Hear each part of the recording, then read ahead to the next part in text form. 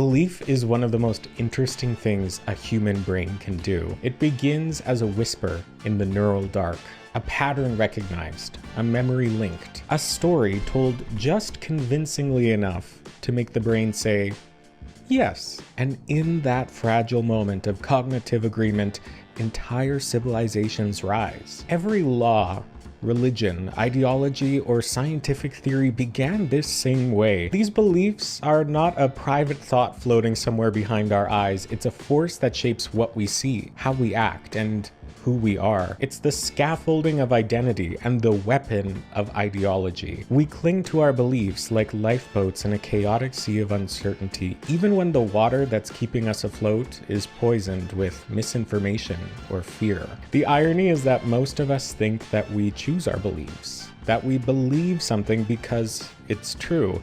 But modern psychology, neuroscience, and philosophy all suggest the opposite.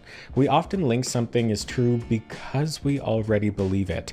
Our convictions come first, and our reasoning comes second. And within this event, logic becomes the lawyer for emotion. In this episode, we are going to explore this paradox by asking three main questions. Why do humans form the beliefs that defy evidence? What happens in the mind when belief hardens into identity?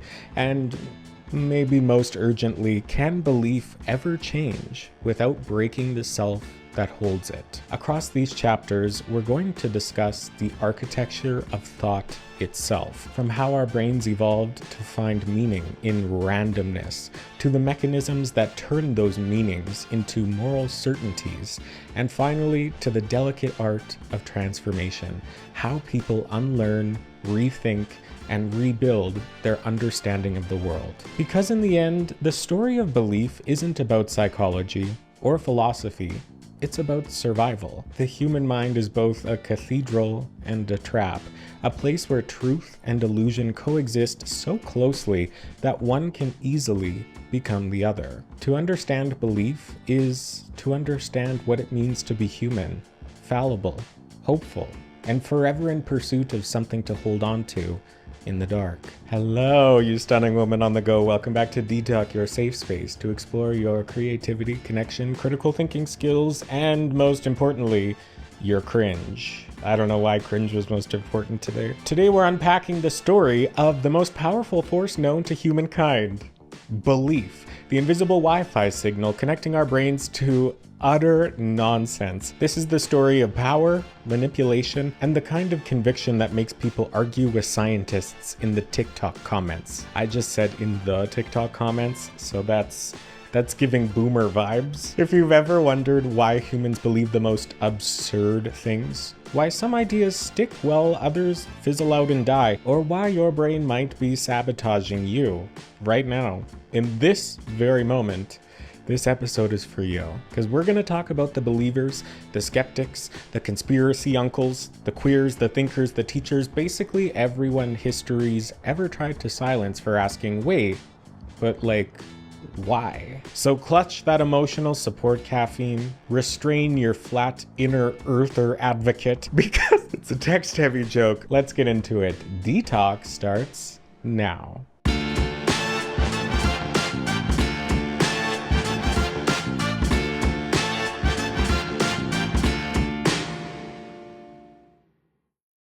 We like to think that humans are rational creatures, but famously, we are not. Our brains operate on two major systems. System number one is flat, intuitive, emotional, and automatic. It handles those snap judgments, the gut reactions, and recognizing patterns. Basically, everything that keeps us alive in a hurry. Think of it as the do first, think later part of your brain. Drawing on the subcortical survival circuits that some people loosely call the reptilian brain, this is the part of our brains that screams when you see a spider, but also trusts an overly confident stranger when you have no reason to do so. System number two is slow, analytical, and deliberate. It handles reasoning, planning, problem solving, and it mainly lives in our prefrontal cortex. It's the part that argues with System 1. It tries to fact check, weigh the pros and cons, and ideally correct its impulsive mistakes. But System 2 is lazy. It's effortful, slow, and usually loses when emotion or intuition are running high. Meanwhile, your default mode network is like the director behind the scenes. It activates while you're daydreaming, imagining, or building internal stories about yourself and the world. The default mode network stitches together your gut reactions with your rational arguments into a coherent narrative that feels plausible, even if it's nonsense. In other words, System 1 shouts, System 2 grumbles, and the default mode network writes the screenplay that makes them both feel convincing. So basically, we don't believe things because they're true. Our tuition decides first, our reasoning justifies it, and our internal narrator makes it feel airtight. In this way, people often justify political beliefs or conspiracy theories using cherry-picked evidence, even when System 2 knows better. The default mode network stitches these narratives together, weaving intuitive hunches and rationalizations into a story that reinforces our identity. Because the fact of the matter is, our brains love familiarity, and repetition often signals truth. Unfortunately, this is something that is called the illusory truth effect. The more you hear something, the more likely your brain is to accept it, even if it's false. Think of political slogans, viral TikToks, recurring internet myths. I know I've already made a flat earth joke. I just love flat earth jokes, okay? Because you're not telling me this thing's a sphere. Sorry. These untruths are effective because exposure breeds belief. People repeat ideas they've seen online not because they've checked the facts, but because familiarity itself feels safe and true. Even minimal exposure increases perceived truthfulness. Cognitive dissonance is the uncomfortable mental tension that we feel when our actions, beliefs, or knowledge compete with each other. Our brains hate inconsistency, so it works hard to reduce that discomfort, sometimes by changing your belief, and sometimes by justifying your actions,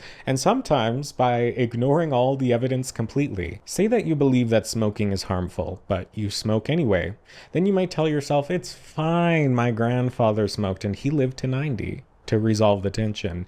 In short, cognitive dissonance is the mental gymnastics our brain performs to make itself feel consistent, even when reality tells us otherwise.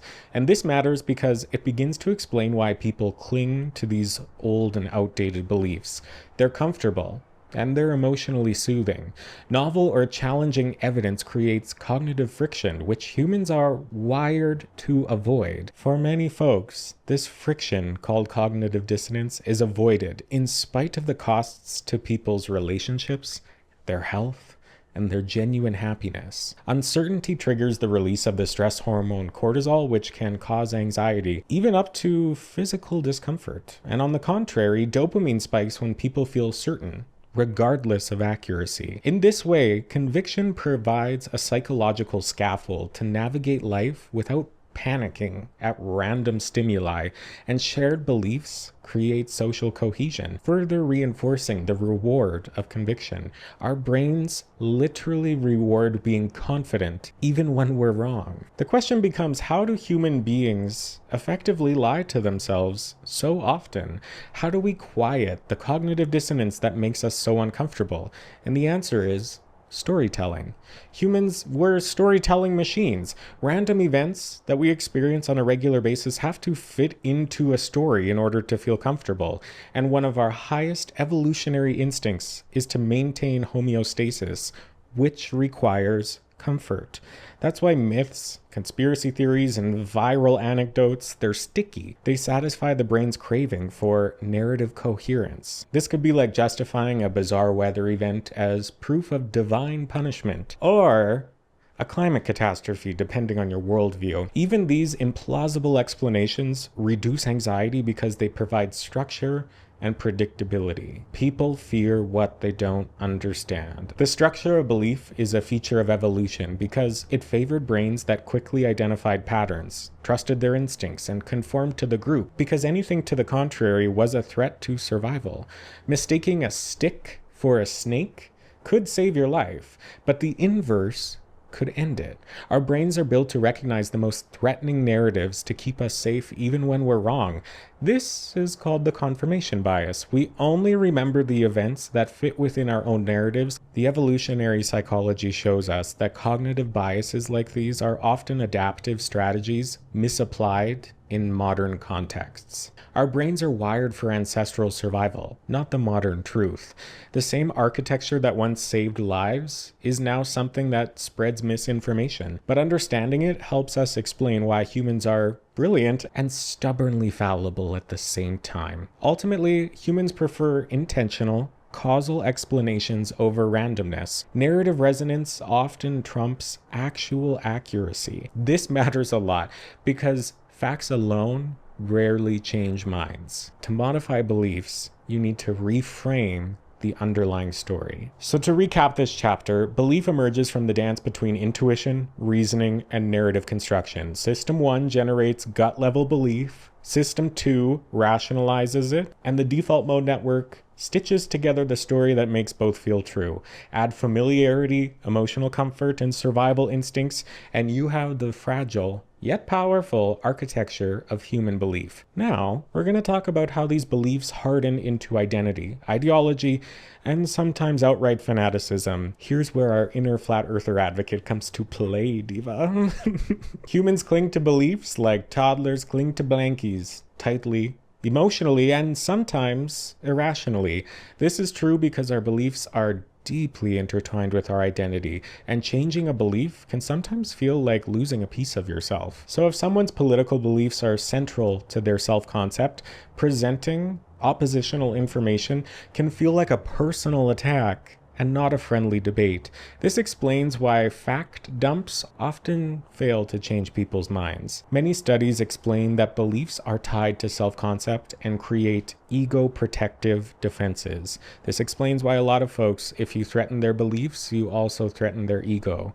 This often leads to the brain responding with rationalization, defensiveness, or straight up denial, which are not brain states we are primed to listen or critically think in order to change somebody's mind. This matters because once beliefs are identity driven, the emotional component is so much harder to unravel. People need to defend themselves in order to maintain this self-coherence. Self-coherence is the psychological need for our beliefs, values, and actions to form a consistent, stable sense of self. We are wired to want our mental world to make sense inside of our minds.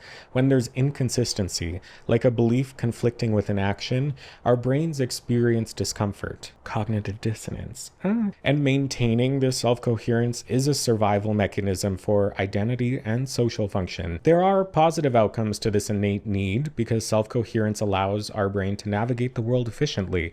If our values, beliefs, and behaviors were constantly shifting, decision-making would be a nightmare. So self-coherence acts as this cognitive anchor, making beliefs resistant to change.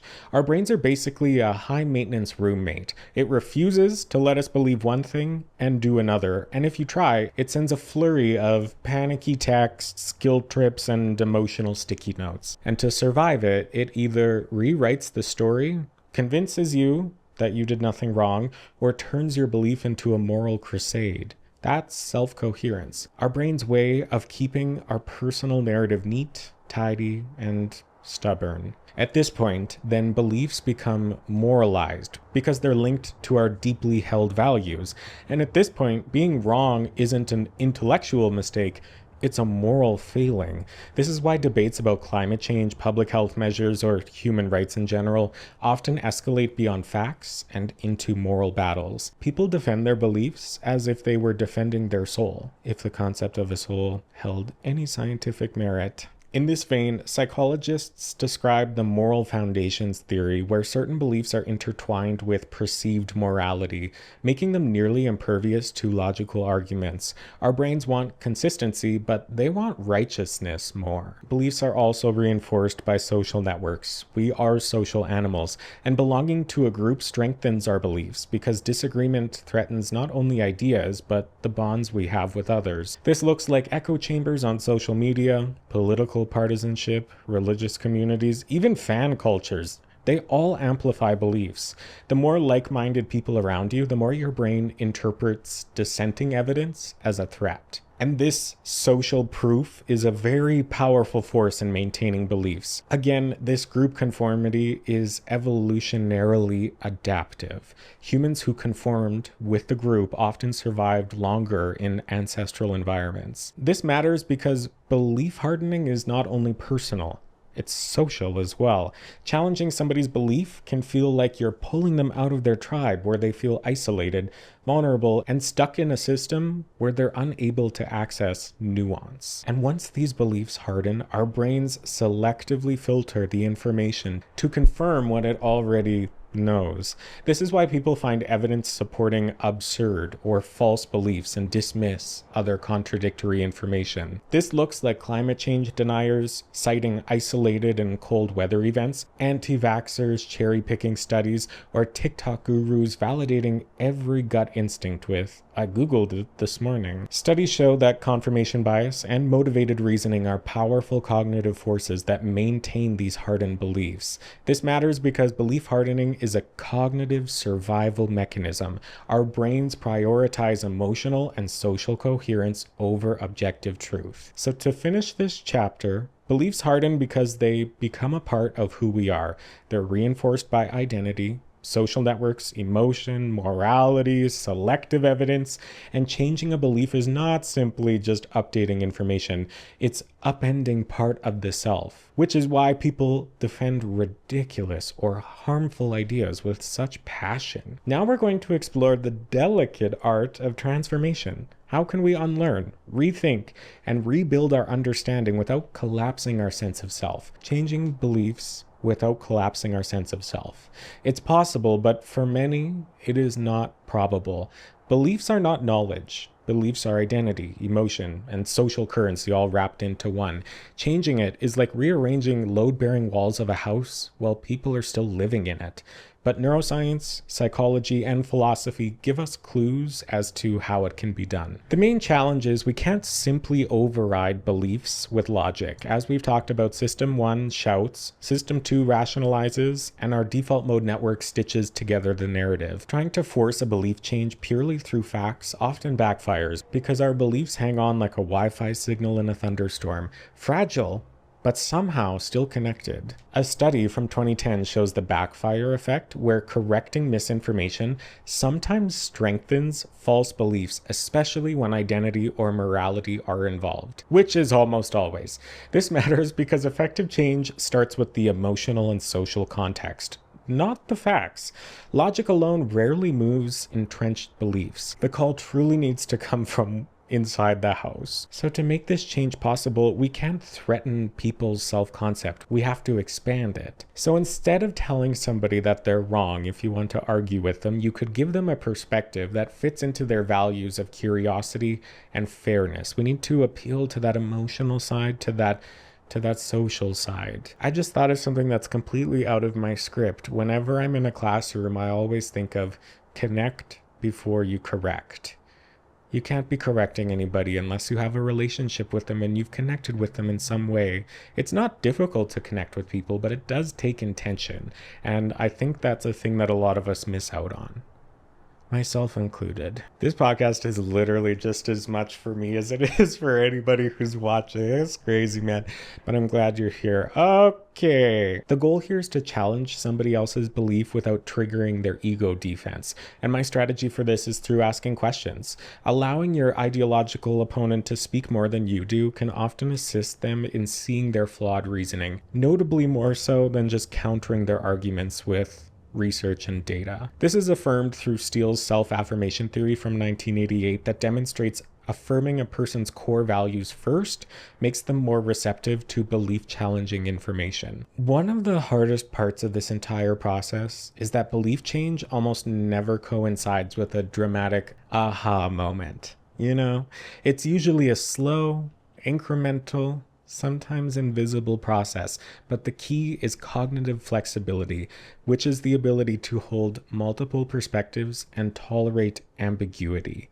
It's essentially the complete opposite of cognitive dissonance. People with high cognitive flexibility can incorporate contradictory information without it feeling like their entire identity is under attack, and it allows people to tolerate this idea of, I don't know, or maybe I was wrong, without panicking. Studies on executive functioning skills show that flexible thinkers tolerate ambiguity better and are less prone to dogmatic thinking, suggesting that improving overall executive functioning can protect us from falling into the traps that we've discussed so far throughout this episode. This is because cognitive flexibility is linked to innovative thinking, allowing people to reconstruct narratives when old beliefs no longer fit. We can support cognitive flexibility by exposing ourselves to new perspectives, read broadly, travel mentally or physically, and cultivate the habit of challenging your own assumptions. Here, we can find an argument for mindfulness and reflection. Slowing down, slow your roll. Slowing down allows system 2 to engage and reduces the knee-jerk system 1 from doing whatever it does. Play and creativity also support this skill. So through improv, games, role play, we can train our brains to adapt, to switch strategies, and to tolerate this uncertainty. And the final strategy is metacognition, reflecting on your thinking patterns. Ask, why do I believe this? Could there be another way to see it? So this is a little aside here. Be warned, metacognition, which is linguistically defined as thinking about thinking, can become very overwhelming and seemingly eternal without planned out exit strategies. We can't afford to think about everything we think all the time. The skill is discerning what parts of our beliefs are worth analyzing, at least at once. Think of it like redecorating your mental living room. You move one couch at a time. You don't just blow down the walls, okay? We need to take care of ourselves here. To round out this chapter, changing beliefs is hard, emotional, and incremental. It's about, I love that that bird is just gonna squawk out there, reducing identity threat through self-affirmation, increasing cognitive flexibility with small non-threatening shifts, leveraging social and emotional support in trusted networks, and reframing narratives by letting the default mode network co-write the story. All of these things are possible because our brains are incredibly plastic, and with the right approach, we can rethink, unlearn, and rebuild understanding without losing ourselves. Or our sanity. Okay, so here's the story as we've explored it in this episode so far. Beliefs ignite in the shadows of our mind. System 1 shouts, System 2 grumbles, and the default mode network stitches them together to make things feel true. Repetition, emotional reward, and survival instincts keep this spark alive. Hardened beliefs are identity-laced and socially reinforced, like raccoons clinging to a dumpster, and cognitive dissonance, moral certainty, and confirmation bias all team up to make sure our brains defend themselves like it's auditioning for a Marvel movie. And finally, changing beliefs is not the flip of a switch. It's yoga for our prefrontal cortex. Cognitive flexibility, self-affirmation, narrative reframing, and social support create the conditions where we can do all of these things, where we can unlearn, rethink, and rebuild without feeling like we're existentially eviscerated. It's messy, it's emotional, it's occasionally farcical, but it is possible. Thank you so much for getting to the end of this episode. I hope you enjoyed it. Make sure you're subscribed to this channel if you're interested in hearing more from me. I have a lot of big plans. Let me know what you think down there in the comments. Have you ever changed beliefs? Like really big, important ones? I'd love to know if you're comfortable to share. Let me know down there. You can also listen to these episodes on Spotify as well, if that's interesting to you. So I think I'm going to leave it on the note of belief is the most human thing about us. Fragile, powerful, self-reinforcing, and stubborn as hell. Understanding it is not an academic exercise. It's a survival strategy. It helps us navigate the chaos of misinformation, fear, tribalism, and the infinite nonsense that floods our world every single day. Goodbye.